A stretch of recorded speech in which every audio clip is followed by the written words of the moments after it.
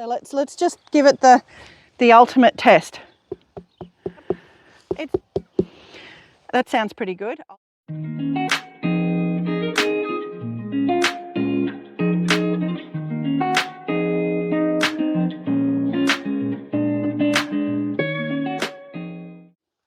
Hi friends, welcome to Sunflower Hill. I'm Tina.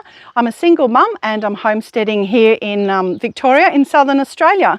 Today I'm just going to do a much quicker, easier video. The last one was very long, but today I'm just going to go and harvest my pumpkins, and I'm going to help you out with a little bit of knowledge about when to harvest pumpkins and 3 important signs to look for when you're going to go and harvest your pumpkins. Let's go have a look.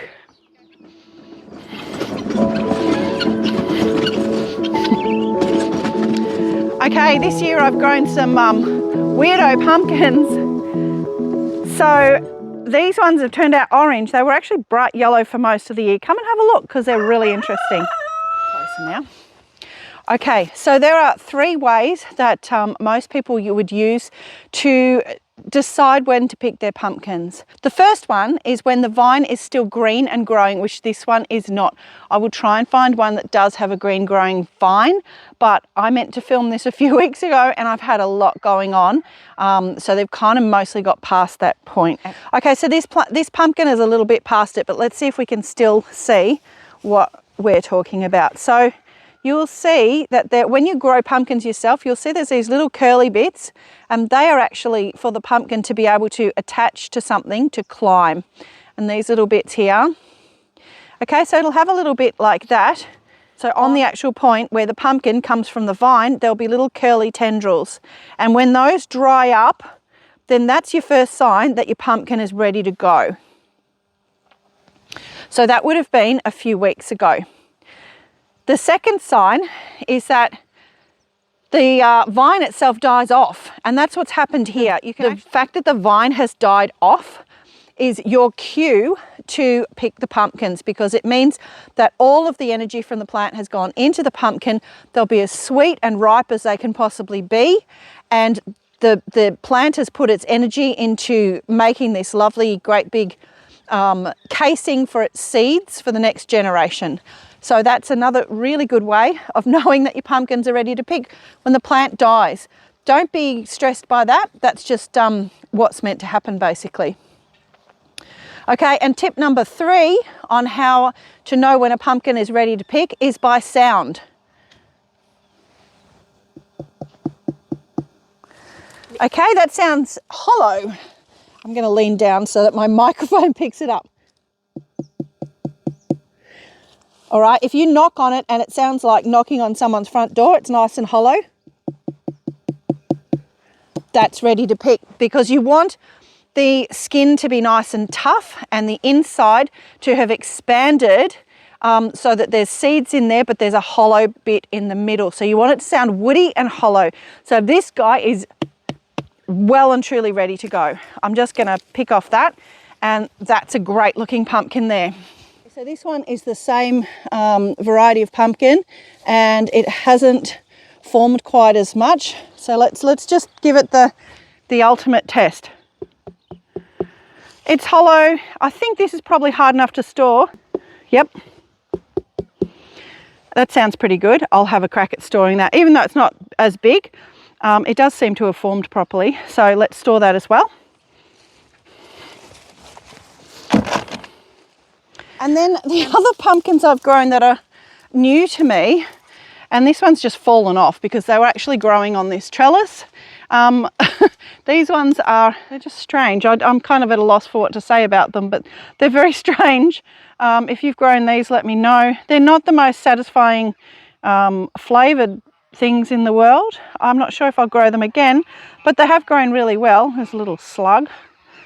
I'm going to let the ducks in here very soon. As soon as I've harvested these, and I'll probably cover those silverbeets there. As soon as I've done that, I'm going to let the ducks in here to clean up all the snails and slugs. So let's just go and collect the rest of them, but I'll try and figure out what variety this was and put it on the screen, but it's a bit of a weird one.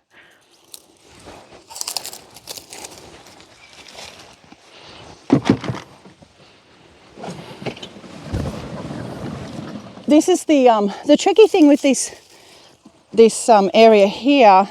This one has not formed. That's an example of one that I will definitely use, because this is like some sort of grey variety. I have a feeling it's just from seed that I've saved, and they're really tasty. So this will still have really dense sweet flesh, but I'll need to eat it straight away. I wouldn't try and store that. And let's see, does sound hollowish, but there's no way that's going to be, it's not the correct colour. It hasn't finished forming properly. So if you get something like that, still eat it, still delicious, just don't try and store them.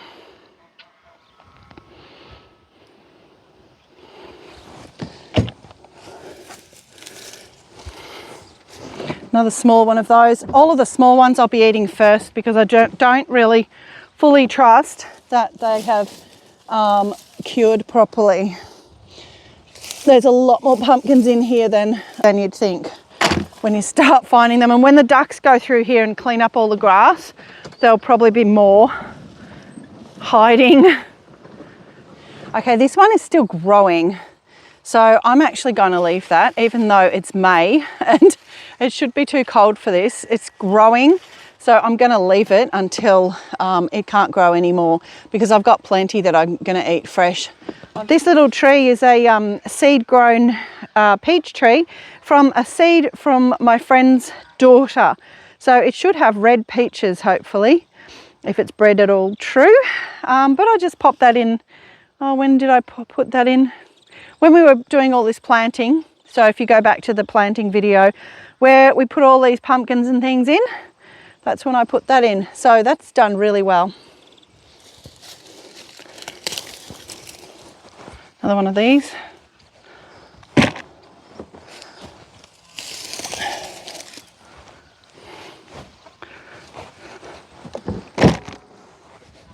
Properly formed grey one.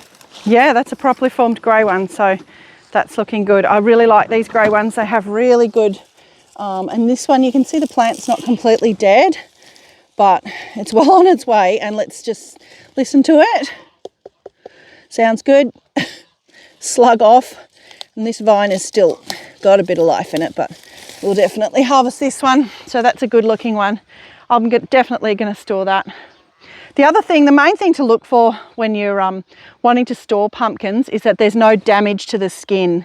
So one year I did harvest these a little bit too late.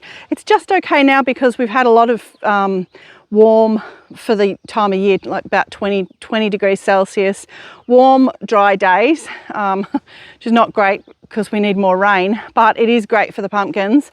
And they've just had a little bit longer to grow and cure in the paddock. So it's been okay this year, but another year I left it this late and it was raining and they did have some spots of damage on them.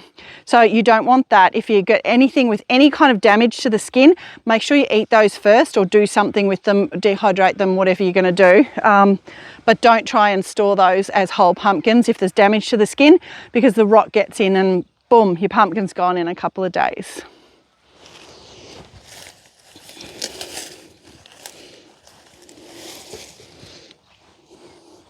I might give these a little clean. I don't want all that sitting on there before I store them. In terms of storing pumpkins, there's a couple of things to be aware of. You want somewhere with decent airflow and reasonably dry. So obviously any conditions that are going to lead to rotting or mold of any kind, you want to avoid. There are some good ways of storing them. I'll give you some tips on that in a minute when we've harvested them all. But the really big thing to be aware of is that if you're storing them outside anywhere, just be really aware of rats and mice. They really like them and they will rip through them and you won't have much at all. Oh, a couple of small ones. Oh, look at this beautiful yellow one. This is what those orange ones look like while they're growing, and my favorite color is yellow, so I just really enjoyed growing them. And here you can clearly see what I mean. Okay, by the little curly tendril you can see that it's wrapping itself around this blade of grass, because pumpkins are a vine and they just want to climb. But this is the tendril I meant, that's on the top of the actual pumpkin itself. So once this dries up and goes brown, you can pick your pumpkin, but give it a a knock test, and that's definitely not ready. Down here, this is a different plant. It's one of those grey ones. The plant's died off, so I'll definitely pick that. And again, it kind of sounds hollowish. It's good. I think still think this one will be okay to store, even though it's small. All right, I think there might be one more here. Oh, another grey one. Fantastic. I love these ones. They're really reliable. They're tough. Now this one, you can see that the vine is still alive. If it was earlier in the season, I might even leave this for a bit longer. You can see, however, that this tendril has browned off. That one's still green, but that one's browned off. So this should be fine to pick, and it's quite late in the season and the vine is well and truly on its way out. So I will pick this one. Another trick with pumpkins when you're picking them, I can see that there's little bugs in there. I will wash them out. But you want to try and keep the stalk on, the bit of stalk that has been attaching, that attaches the pumpkin to the plant. If you pull this off, it damages the skin where the stalk is attached. It's open to bacteria, and you will find that will degrade very quickly and rot the pumpkin. So it's really important to leave the stalk on when you pick the pumpkins if you want to store them. If you're just going to eat them that day, doesn't matter at all. But if you want to store them, definitely leave the stalk on. And yeah, I can see all those little creatures in here. So I'm going to get the hose and just blast all of that out, because they're going to just keep eating the stalk. These are just little isopods. They're good guys, but this is, you know, only semi-living tissue now. So they're composting it, but I don't want it composted. I want it to sit on there so the pumpkin will store. Okay, so let's go and do that, and then I'll show you how I store them. So this is a pumpkin that is ready to be stored. Now, those 3 tips are really important to remember if you are, and here, look, here's the curly bits we're talking about. So when these little springs that are actually attached to the stalk or the stem that attaches the fruit to the vine, when they dry up, that's a good sign that your pumpkin is well on its way to being ready. Now, I just want to clarify here, this is when you know a pumpkin is ready to be picked for storage, because you don't have to store them. Pumpkins are in the cucurbit family, and they're basically pretty much the same plant as squashes and zucchinis, and you can eat them the same way. You can eat them when they're quite underripe as a squash or a zucchini. So you don't need them. You can pick them at any stage. Even when they've just been pollinated and they're just getting started to grow, you can eat them as a little squash at that point. And you don't need to check for any of these things. You can just go pick them in the same way that you would pick a zucchini when it's still quite soft and small. But if you want to be able to store your pumpkin, you need a good firm skin. And this is a beautiful pumpkin. Have a look at that. Absolutely beautiful pumpkin, but you want a nice firm hard skin to prevent bacteria getting in there, and you need the thing to have ripened so it's fully got its sugars and it's going to taste nice and sweet. That's what pumpkins have been bred for. They've been bred for storage, and they've been bred for a much more dense flesh and a much sweeter flesh. So that's why you need to know those little tips for picking a pumpkin for storage. Now, it won't store unless it is properly ripe like this. However, there are other pumpkins here that didn't actually quite make it to that level of ripeness that I will still pick and I'll eat first. I'm just picking some of these silverbeets before we go. Silverbeet is such an amazing staple, and these are just self-seeded, so they do their own thing, and you have food. I love silverbeet. These are actually coloured chard, but you can see that they've actually bred. They've crossbred. The white ones have crossed with the red ones and pink ones, and you end up with sort of stripy stems, which is pretty cool. But anyway, they're good to eat. I harvest these the same way I harvest rhubarb, just by pulling the stem, and that makes the plant, it stimulates the plant to grow more leaves. And we might pick a couple of dodgy looking leaves for the ducks as well as we walk through. Those to the ducks. Oh, Oh, and a snail. The ducks love that. Right. And you can really see the stripy stem on this one. It's a cross between a red variety and a white or green variety. So very cool, very pretty. So, you know, it's one fun thing to do is just let your beetroots and rainbow chard just grow. Don't chop them down when they've finished. Let the seeds go, let them self-seed, and you can get interesting things like this. The other thing that it's fun to do that with is radishes. You get some pretty interesting things. I've shown some of my weirdo radishes in some of my earlier videos. Okay, let's go put those pumpkins away and let's give these to the chooks.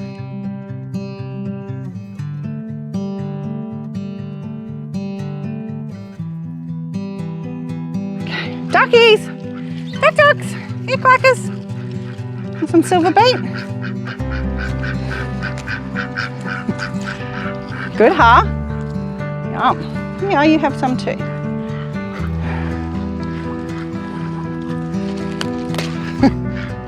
Yeah.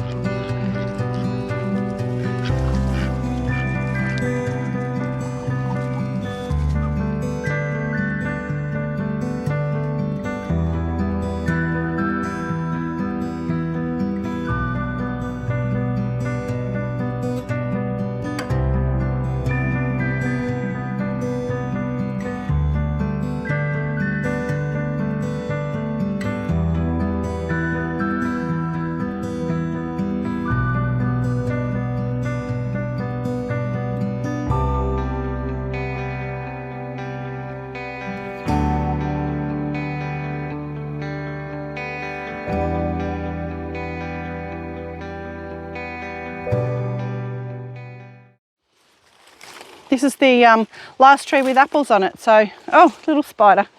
Here you go. So, may as well pick them as well. They're a bit warty, but taste just as good.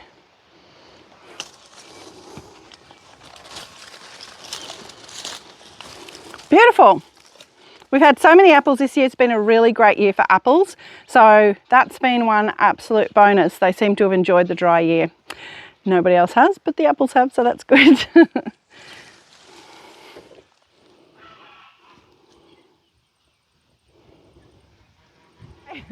I'm a bit huffy from carrying all these pumpkins in. They're actually quite heavy.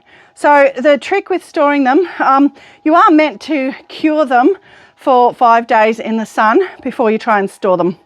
Now, the problem with that, certainly in my climate, it gets wet and damp and cool, and you like good luck finding 5 days in a row that are really warm and sunny to cure them. But if your climate allows for that, that's awesome. By the time they're ready to pick, that is. Also, if you've grown your pumpkins earlier in the season, they may be ready earlier and you can do that. So it is a good thing to do. However, my best shot at that is doing them in here. And the trick is to store them on their side. Now, I'm not worrying about rats and mice here because the cats have access here. That's the only reason I'm putting them on just a tabletop like this, because otherwise you really want to hang them up or put them in some sort of a rat and mouse proof cage that has airflow. Again, this, I'll cure all of them. I'll sit them all out here for a week or so. Oh, little worm. We'll put him in a plant down there. There you go, buddy. All right. So I'll put them all out here to dry out a bit and cure. But the trick is to not, don't store them sitting down like this. You don't want to store them sitting like that, because if they do get any condensation, any moisture of any kind, if it's foggy and it sits, if there's dew, it will concentrate in here and it can rot away this stem, and then there goes your pumpkin. So sit them on their side like that. And that's as simple as it is to cure them. If, again, as I said, if you've got a sunny spot away from rats and mice and you've got nice stable weather for 4 or 5 days after you pick them, definitely do that. But otherwise, just find something that works. For longer term storage, I've got an old fridge that I've left the shelves in, and the shelves are the old-fashioned kind that are grill, so I need to clean it out, and then I'll show you when I'm moving these into it in 4 or 5 days. And that's good because it's got lots of airflow. It's not actually working as a fridge anymore. I've taken the door off. It's just storage here on the porch. You've probably seen it in my repotting plants video. So that's what where I'm going to put these in. And the only reason I'm not worrying more about rats and mice is because the cats really love this area and they hang out here a lot. But a tip, if you have lots of rats and mice, don't have cats on top of the problem, is to hang them.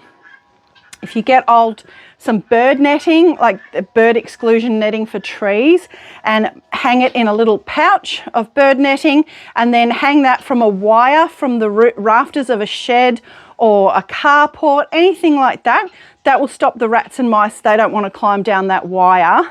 Make it wire though, not string that they can get any kind of grip on, and then have these in a little netting bag. That will work too. Other systems that people use are just big trays, wire. Use chicken wire to make a mesh tray and store them like that. Again, it's a matter of keeping rats and mice out of it. Some people will even make a rat and mouse proof cage and store them in that. But if you hang them from a wire in some kind of netting, that will definitely work as well. Okay, thank you all for joining me on my pumpkin picking. Let's come back in a week or so and we'll see how they've gone.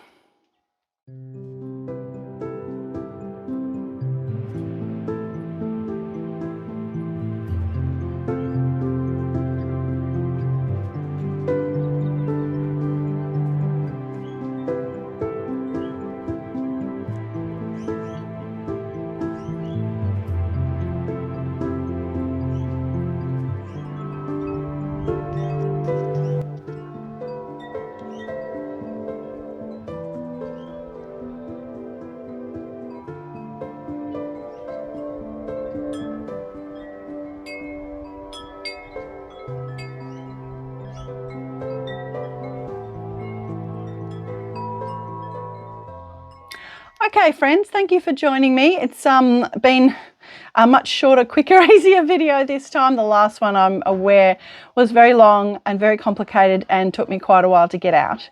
So this is just a nice quick little one. I've also got a very exciting video coming up next. I'm going to visit another grower who does things really differently to me. So you get an opportunity to have a look at a completely different way that you might approach things. So everybody has different things to offer and different things that we can learn from. So I'm excited to go and film that for you. I'll be filming that in a couple of days. But in the meantime, I thought I have to pick pumpkins. I should share how to do it. All right. I'm really appreciating that everybody's supporting me. Thank you so much for subscribing. I really, really appreciate it. And thank you so much for giving the video a like and for your comments. All of those things I enjoy, and they also really help me get my channel going. It's all about community. It's all about supporting each other. So thank you so much, and I hope you've learned something of use, and at least you've just got to see these beautiful pumpkins. They're just so pretty. I love them. All right, so it's hooroo from me, and it's hooroo from Hooroo. See ya, everyone.